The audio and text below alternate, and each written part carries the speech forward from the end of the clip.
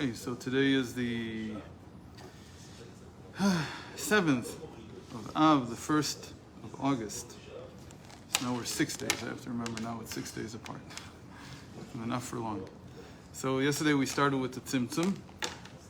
And since we want to explain it according to Chassidus, the Tzemach Tzedek here just gives us the understanding. It doesn't go very deep into how it was explained, especially it's explained by the Rebbe Rashab. There's a lot of explanations of the phrases we've seen so far. So far what we saw is that it seems as if Hashem conceals His light, and seems because really the light is not gone, it's omnipresent, it's everywhere. There's no point of reality that's not connected to God. Everything is connected.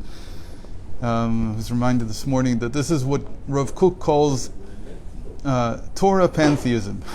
He uses that term. In the early modernity, they started calling this panentheism. I mentioned this term once. I have no idea what it means, but that's what they called it in philosophy. Antheism. What is antheism? Okay. That's what I said. But that's what they call it. Antheism. Okay.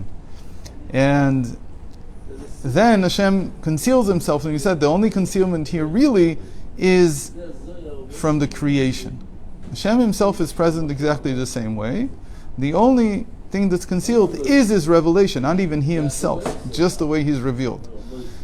So now, and we said that the Rizal here calls it that he contracts Himself in the middle point. And the middle point becomes a big deal in Chassidus. It's mentioned in the Arizal. And what does this middle point mean? So we said there are three interpretations of what this middle point means. So we'll deal with the middle point first, and then we'll deal with the residue, according to Chassidus. You know what? It's easier to do with the opposite. So the residue, the Reshimu, the way it's interpreted in Chassidus is that is the power of limit in Hashem. And the light that was there before, Koach HaGvul, and the light that was there before is called the infinite light, the power of the infinite. Hashem's Koach HaEnsof, Koach HaBli Gvul. So Hashem has two aspects to Him. This started from, there was a great Kabbalist in the 13th century, his name was Rabbi Israel, he wrote a book, and he was the first one to write this important statement that Hashem has to contain both the power of not being limited and the power of limits. He has to contain both, otherwise you're missing something. It can't be that I have something that Hashem doesn't. That is impossible. Hashem has that. What does it mean in practice? In practice it means that to build the world you have to have both aspects. So when Hashem concealed His light, what we mean is He concealed His light of the infinite power. So that's gone. So we don't see so many, or any even, real expressions of Hashem's infinite power. We don't really see it. The only one that we see, again, it's relative, but it's close, is what we call the power of procreation. That we call the power of the Ein Sof, meaning that we have the power to propagate indefinitely, theoretically. So that seems like a power of the infinite, or an infinite power. But we see, what we see most of the time, that's what was left over, as it were, is the power of the limit. Everything is limited. So you can call it the power of what we call the strong force, the weak force, the electromagnetic force, the gravitational force, whatever you want to call it. It's everything that we see basically is an expression of His power of the finite. So that's the first thing. The second thing is that the contraction happened in the middle point. So what's the middle point? There are three interpretations we said in Chassidus. It's either the Keter, Tiferes, or Malchus. The crown, beauty, or kingdom. What do we mean by that? What does each one of them represent? So the way it's explained is like this. First of all, why are they the midpoint? So they're on the middle axis, all three of them, right? They're on the middle axis. The first point, the last point in the middle. The Tiferes is the easiest.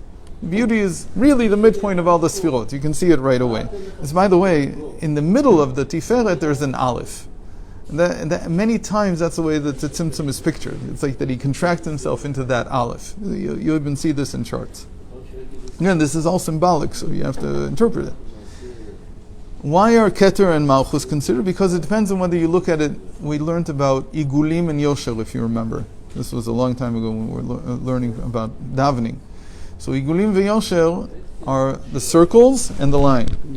So depending on which one you look at, the midpoint is either the crown or the Malchus. When you look at Igulim, so the Malchus is on the outside, the Keter is on the inside. When you look at Yosher, the way you need to look at it is like it's going inwards. So Keter is on the outside, and Malchus is all the way on the inside. It's like it's penetrating into reality. So the midpoint of reality where it's penetrated, like we say, David is the Va'ani Tfilah, I am prayer. He's the midpoint of everything. So we have this square around us, like a temple that we build around us, and Malchus is the middle, is the center of it. So anyway, there's many other explanations. I'm just giving the simplest ones. No, it's good. Those spheros, they are primordial. Those right. So that's called Ezer Sfirot Agnuzot B'Ma'atzilan. It's called the 10 Sfirot that are sequestered in the Creator. What does it mean? So there's a whole book that's trying to explain it, Ein Beis. What they're learning now in the morning after we finish davening is a whole hemshech, that the 3 volumes that the Rebbe Rashab. But it's about that. That's the topic. He wrote it when he was in Vienna, and he was there for 3 months in the winter of 1903, and he spent many hours contemplating how to explain Eser Sfirot Agnuzot B'Matzilan, this phrase that appears in the very early Kabbalah. This we're talking about, this is from the time of the Geonim, this phrase, the 10 Sfirot that are sequestered in the Creator. Okay, we'll leave it at that, but there is such a concept. So, what do we mean? So now you have to, okay, so this was all Kabbalah, now you have to explain it in terms of Chassidus. Keter means the purpose of everything. So what does it mean that there's tzimtzum in the keter? It means that we don't know what the purpose is. When we encounter the tzimtzum, when we encounter the contraction of the crown in this world, what we feel is that many times we don't understand what is this all about. That's the experience of tzimtzum in the keter. We don't know exactly what this is all about. The tzimtzum, I'm saying it is very quickly because he doesn't, from what I remember, he doesn't mention any of this here. This is all discussed in later works.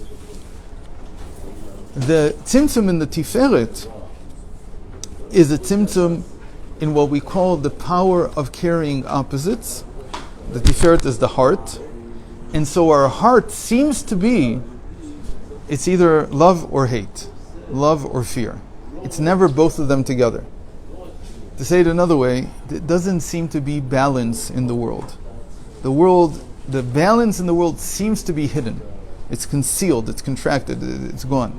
Now what this means is, saying it practically, the example that Rav Yitzchak always gives, is that when I rebuke someone, so there has to be balance. The balance is that it's rebuke. This is this week's Parsha, Dvarim, that Moshe rebukes the Jewish people. But it's out of ahava mesuteret, it's out of concealed love. So there has to be a balance between them. But you can't show both of them. If you show both of them, there's no point of the rebuke. So even we do this all the time, that inside we should be balanced, but we don't reflect that outside. If you reflect it, you've missed, the rebuke can't work. The criticism has to be true criticism. And that's what the world looks like. So it's like midat adin. So sometimes we see that the world is like completely midat adin. We don't understand at all what Hashem wants from us. Now, where's the love? Show me the love. Where is it? So again, so it's okay. So it's tough love, but it's tough. Right. So tough luck.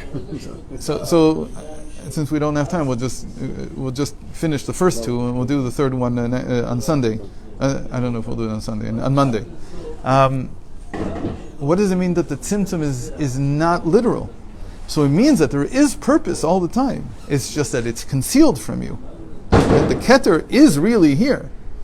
So the purpose really is in every point. It's just that the Yetzer Hara, many things, they conceal the purpose from us. And when we conceal the purpose, we are short-sighted. We find it very difficult to breathe. We find it very difficult to live even.